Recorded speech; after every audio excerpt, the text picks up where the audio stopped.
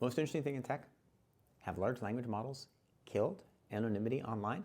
There's a new paper out today, and if you read the discourse on it on social media, you might think it has. But it's a good paper. It uses some good techniques.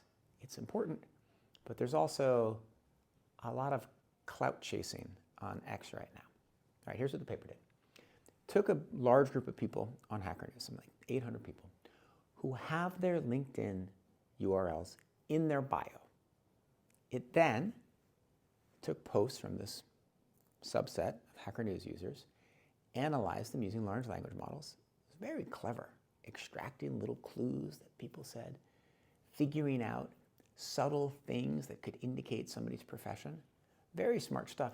Extracted these clues and was able to trace back the LinkedIn accounts with 45% recall and 99% precision, which means it was able to identify 45% of the people, not 99%. It was able to identify 45% of them, make a guess, and get that guess right 99% of the time.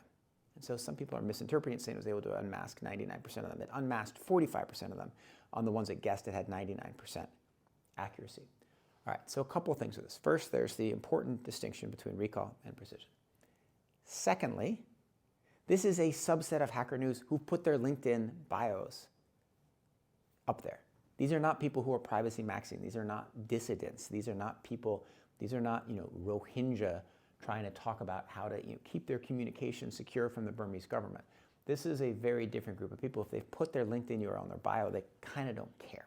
So the fact that large language models can very smartly and very creatively figure out details about the subset of people doesn't tell you a ton about the general population. However, that said, it's still really interesting because it can identify a lot more than you would think. And so what are the implications of this? It does mean that using large language models, we will be able to identify, for better and for worse, many more burner accounts that were set up online and many more anonymous accounts that were set up online. In many cases, that could potentially be good. You can figure out threats or hostile things. In some cases, it will be bad. Also, it's a reminder that the norms we have about staying anonymous aren't really going to work in this new era. They're not obliterated, but they're not going to work. Think about anonymous peer review, right, at your company.